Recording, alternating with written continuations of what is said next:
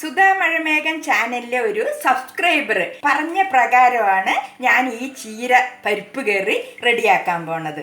ആവശ്യപ്പെട്ട പ്രകാരം നമ്മൾക്ക് കാണിച്ചു കൊടുക്കണമല്ലോ. എനിക്ക് അറിവുള്ളത് എന്താന്ന് വെച്ച് കഴിഞ്ഞാൽ ഞാൻ കാണിച്ചു തരാം. കണ്ടില്ലേ, നമ്മൾ കുറച്ച് വെള്ളമല്ലേ ഒഴിച്ചു കൊടുത്തുള്ളൂ. നമ്മൾക്ക് ചീരക്കറിക്കുള്ള നാളികേരം ആദ്യം തന്നെ നമ്മൾക്ക് അരച്ചെടുക്കാം. അപ്പോൾ കുറച്ച് നാളികേരം എടുത്തിട്ടുണ്ട്, സ്വല്പം ജീരകവും കൂടെ ഇട്ട് കൊടുക്കാം. ഇത് നമ്മൾക്ക് നന്നായിട്ടൊന്ന് അരച്ചെടുക്കാം. ഞാനിവിടെ ചീര മുറിച്ച് വെച്ചിട്ടുണ്ട്. ഇതാ കണ്ടില്ലേ, ചുവപ്പ് ചീരയാണ്. നല്ല വൃത്തിയായിട്ട് കഴുകി മുറിച്ച് വെച്ചതാണ്. ഇത് എന്ത് ചെയ്യാനാണെന്ന് വെച്ച് കഴിഞ്ഞാൽ നമ്മുടെ പഴയ കാലത്തെ പോലെ ചീര പരിപ്പ് കറി വെക്കാനാണ്. നിങ്ങൾക്ക് ഓരോരുത്തർക്കും എന്തെങ്കിലും പാചകത്തിനെ കുറിച്ച് അറിയണമെങ്കിലോ അത് ചെയ്ത് കാണിച്ചു തരണമെങ്കിലോ ഒക്കെ വേണമെങ്കിൽ എനിക്ക് അറിയണമെങ്കിൽ ഞാനത് വൃത്തിയായിട്ട് സിമ്പിളായിട്ട് പറഞ്ഞു തരാം കേട്ടോ. അപ്പം ഞാനിവിടെ ചീര മുറിച്ച് വെച്ചത് കണ്ടില്ലേ. ഇതിലേക്ക് നമ്മൾ എന്താ ചെയ്യേണ്ടതെന്ന് വെച്ച് കഴിഞ്ഞാൽ ഞാൻ ആദ്യം തന്നെ കുറച്ച് പരിപ്പ് വേവിച്ച് വെച്ചിട്ടുണ്ട്. അപ്പം നിങ്ങൾ ഈ പരിപ്പ് കറി വെക്കുന്ന സമയത്ത് ആദ്യം തന്നെ കുറച്ച് പരിപ്പ് വേവിച്ച് വെക്കുക. അടുത്തതായിട്ട് കുറച്ച് നാളികേരവും ജീരകവും കൂടി അരച്ച് വെച്ചതാണ്. അപ്പം നമ്മൾക്ക് ഈ ചീരയിലോട്ട് ഈ പരിപ്പ് വേവിച്ച വെള്ളം കുറച്ച് ഒഴിച്ചു കൊടുക്കാം. അത്രയും മതി. ഞാൻ എന്താ ഇങ്ങനെ ചെയ്യണമെന്ന് വെച്ച് കഴിഞ്ഞാൽ നമ്മൾ ആദ്യം തന്നെ വെള്ളമൊക്കെ ഒഴിച്ചു കഴിഞ്ഞാൽ നമ്മൾ ഈ പരിപ്പ് വേവിച്ച വെള്ളവും ഈ നാളികേരം അരച്ചതിൻ്റെ വെള്ളവും എല്ലാം കൂടെ ആകുന്ന സമയത്ത് കുറച്ച് കൂടുതൽ ലൂസായി പോകുമല്ലോ. അതുകൊണ്ടാണ് ഞാൻ ഈ പരിപ്പ് വേവിച്ച വെള്ളം മാത്രം ആദ്യം ഒഴിച്ചു കൊടുത്തത്. മുളക് പൊടി അത് ഓരോരുത്തർക്കും ആവശ്യമുള്ളത് ഇട്ട് കൊടുക്കാം. പിന്നെ മല്ലിപ്പൊടി അത് ഞാൻ 1 സ്പൂൺ ഇട്ട് കൊടുത്തിട്ടുണ്ട്. പിന്നെ ശകല മഞ്ഞൾപ്പൊടി, പിന്നെ ആവശ്യത്തിനുള്ള ഉപ്പ്. നമ്മൾക്കിനി ഇതൊന്ന് വേവിച്ചെടുക്കാം.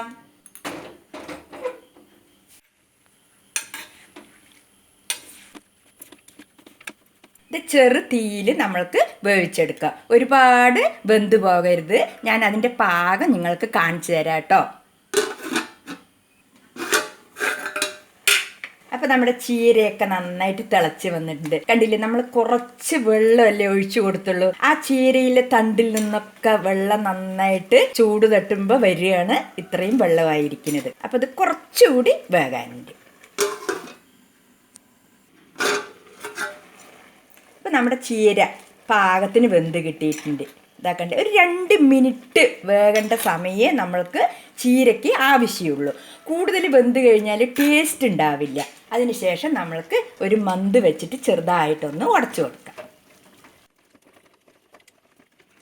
അഥവാ മന്ത് ഇല്ല എന്ന് വയ്ക്കുകയാണെങ്കിൽ നമ്മുടെ ഈ കരണ്ടി ഉണ്ടല്ലോ, ഒരു വലിയ കരണ്ടി കൊണ്ട് ഇങ്ങനെ ആക്കി കൊടുത്താൽ മതി.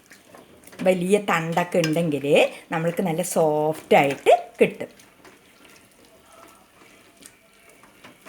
അപ്പം നമ്മൾക്കിനി അടുത്തതായിട്ട് എന്താ വേണ്ടത്, ഈ പരിപ്പ് വേവിച്ചത് കൂടെ ഒഴിച്ചു കൊടുക്കാം. പിന്നെ നമ്മുടെ നാളികേരവും ജീരകവും അരച്ചത് കൂടെ ഒഴിക്കാം.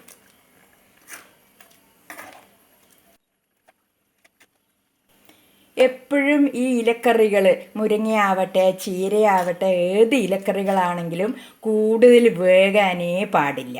ഇപ്പം എങ്ങനെയുണ്ട് നമ്മുടെ ചീരക്കറി? സൂപ്പറല്ലേ? അപ്പോൾ ഇതൊന്ന് തിളച്ച് വന്നോട്ടെ.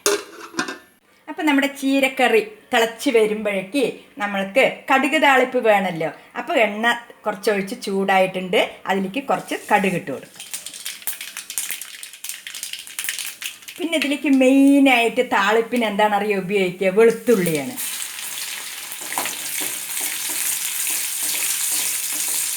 ഈ വെളുത്തുള്ളി ഇടുന്ന സമയത്ത് കുറച്ച് കൂടുതലുണ്ടെങ്കിലും നല്ല ടേസ്റ്റായിരിക്കും. കുറച്ച് കറിവേപ്പില,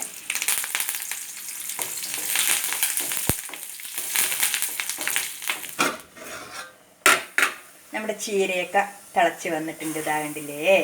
അപ്പം നമ്മൾക്ക് ഈ താളിപ്പ് ഇതിലേക്ക് ഒഴിച്ചു കൊടുക്കാം.